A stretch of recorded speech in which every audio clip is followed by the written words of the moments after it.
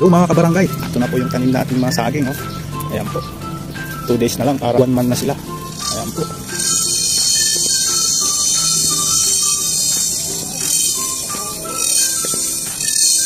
Ito naman yung maliliit.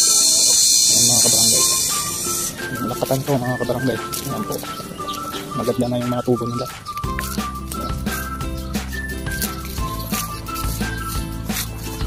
Kaya ang gagawin natin, kukultivate natin bawat puno para kumanda rin sila pagtubo. Ito tayo mag-umpisa.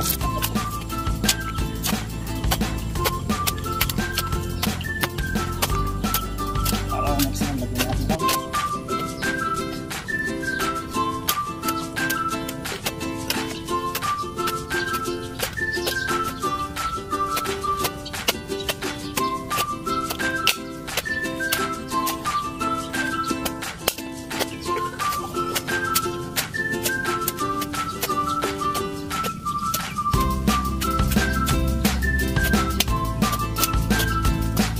Ayan na po mga kabarangay, tapos na yung pag-cultivate natin sa mga tanim natin mga saging na lakatan.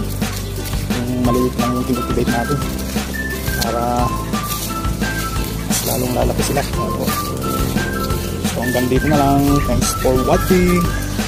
God bless.